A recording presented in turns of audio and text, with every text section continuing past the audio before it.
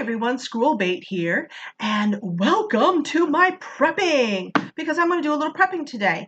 I have a philosophy, and that is some for now, some for later. It is a survival philosophy, always preparing for winter, that I actually practice in my everyday life. And this is one of those examples. So today I have a batch of spinach that was on sale. So I'm going to have some for now, and I'm going to dry some for later. And I thought maybe, hey, I'll bring you along while I do it and tell you why I'm doing this. This is a tea tin, I guess I'd call it. It used to be ginger peach, but now it's my dried greens. And I have dried radish in there, kale, spinach, Swiss chard, and it's getting low. Time to redo it anyway, because I'll throw it in soups and things like that now as well. So what I do is I'm always thinking, I'm a bug out kind of girl because of my situation. So I'm one of those people that prep for bugging out, not bugging in. There's a lot of people who prep for bugging in because of their location.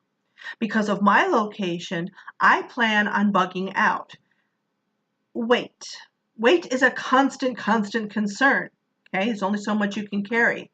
Dried greens weigh nothing. Nutrition, vitamins, right? Throw it in water, right? Emergency food, absolutely. If you're out there, you could go days, easily days, without being able to obtain food. Well, I'm going to do this and I'm going to do that. I hear people say that all the time. Trust me, there will be times where nothing you do works. Nothing. And you're going to go days without food. And it weighs nothing. So whenever I get a batch of something, I follow my philosophy of some for now and some for later.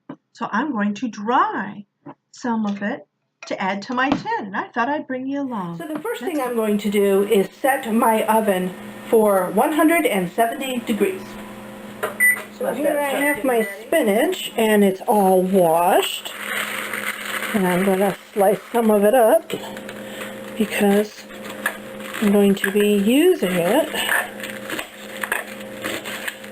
Now, there's two different ways, really, that you could dry this.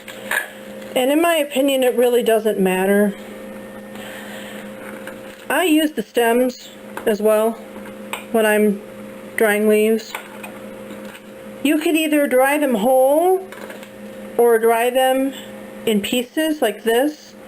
It really honestly doesn't matter, because I'm going to crush it all up into pieces when I'm done anyway, you know, and you'll see that at the end. So last time I did them as whole leaves. This time I'm going to do it as chopped up. I'm thinking it will take less time if I did that. And it's a little easier to shove them in the tin, because I use that to crush them up. And I think it'll be a little easier. So I'm going to do a little different this time. I'm going to do it in pieces.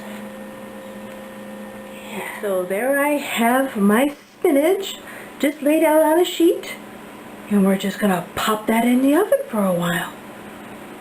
So here I am checking on them now, and you know, some people time it. I don't.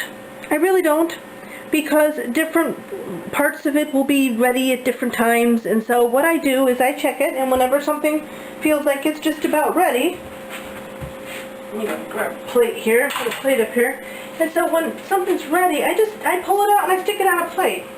And the reason why I stick it on a plate is I wanted it to be sure it is dry before I put it in my tin. So when I feel like something's done, I'll lay them out on a plate and let them kind of cool off and make sure they are fully dry before I put them in the tin. And that's pretty much how I do it. There's no set time. I just keep checking on it like every 10 minutes. So now I have my dried bits here, and they're nice and dry, and I need to make sure that they are fully dry. That's why I lay them on a plate, and I make sure, because when I put them in here, I don't want any mold or anything ending up in there in the future. I need this to be able to sit for months. And so I don't want to risk ruining what I already have done. So what we have is we just kind of grab it and I stuff it all in there. And it's easier to stuff it all in there when I have pieces. Now I can leave them like that, you know, my little pieces here. But I want to be able to stick as much as possible inside the container. So what I do is I use my pestle here, and I just kind of push that down,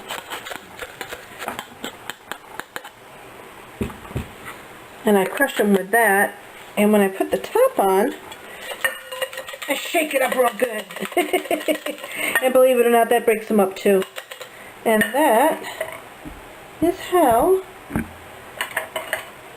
I prep. That's how I prep. For winter and for bugging out. And I thank you for watching. Always be prepared.